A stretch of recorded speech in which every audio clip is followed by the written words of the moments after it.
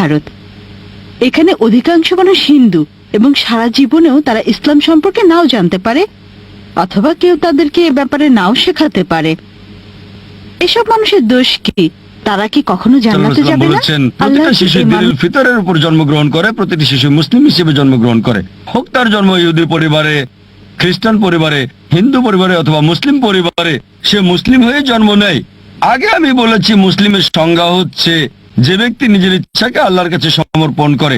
তাই প্রত্যেকটা শিশু জন্মের সময় তার ইচ্ছাকে আল্লাহর কাছে সমর্পণ করে, পরে প্রভাবিত হয় বয়োজ্যেষ্ঠদের দ্বারা, পিতামাতার দ্বারা, শিক্ষকদের দ্বারা, তারপর মূর্তি পূজা শুরু করে, অগ্নি পূজা শুরু করে, ভ্রান্ত পথে চলে যায়।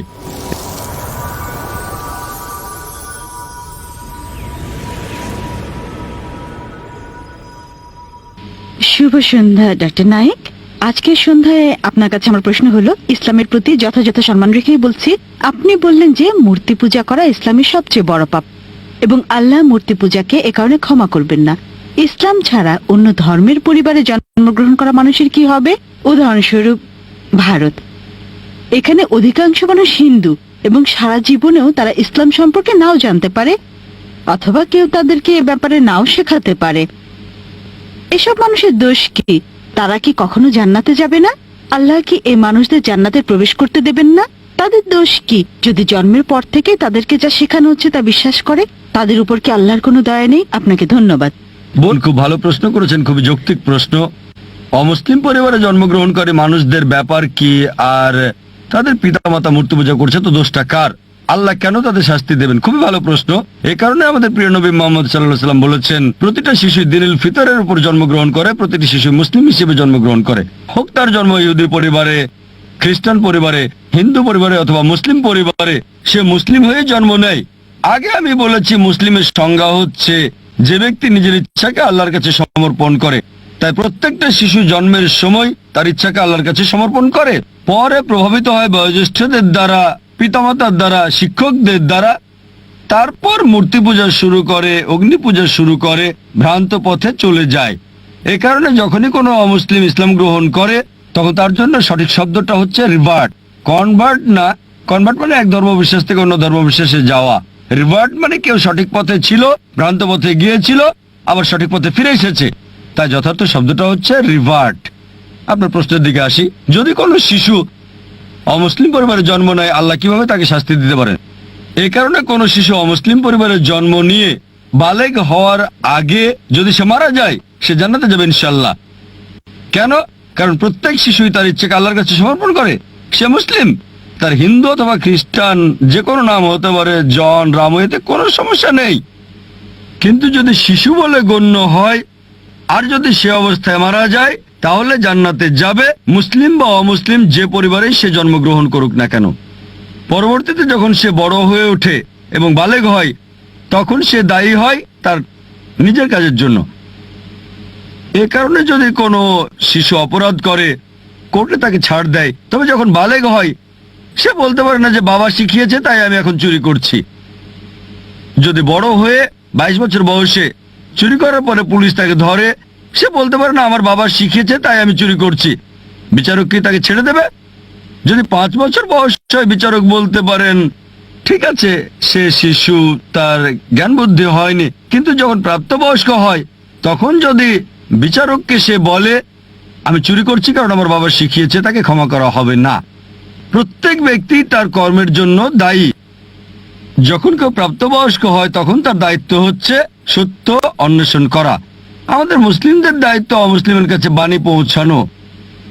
ওই লোকটা বাণী গ্রহণ করুক বা না করুক, মানুষকে মুক্ত করে দেওয়া হলে যেটা হয়, দুটো সম্প্রদায় আছে যারা 1950 সালের আগে আধুনিক সভ্যতার কোনো ছোঁয়া পায়নি।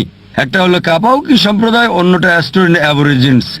এই সম্প্রদায়গুলো 1950 সালের আগে আধুনিক সভ্যতার ছোঁয়া একেবারেই পায়নি।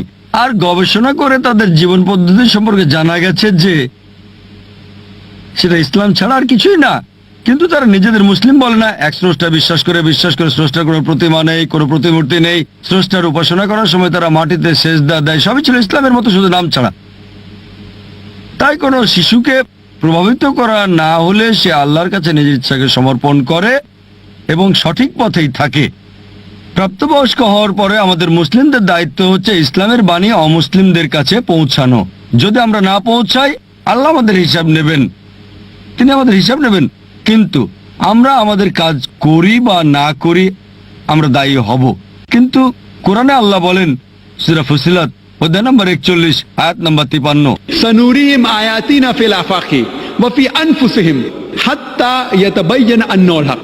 আমি তোমাদেরকে আমার নিদর্শনাবলী দেখাবো দূর দিগন্তে আর তাদের নিজেদের মধ্যেও, যতক্ষণ না তাদের কাছে স্পষ্ট হয় এটাই সত্য। আল্লাহ নিজেই দায়িত্ব নিয়েছেন যে তিনি নিজেই প্রত্যেক মানুষের কাছে সরাসরি বাণী পৌঁছে দেবেন। যদি কোনো মুসলিম তার কাজ নাও করে, সে ভালো বা মন্দ যায় উদাহরণ দেখ, আল্লাহ প্রত্যেকটা মানুষের অন্তরে উদয় করবেন, হোক মুসলিম বা অমুসলিম, সত্য সম্পর্কে এক স্রষ্টা সম্পর্কে।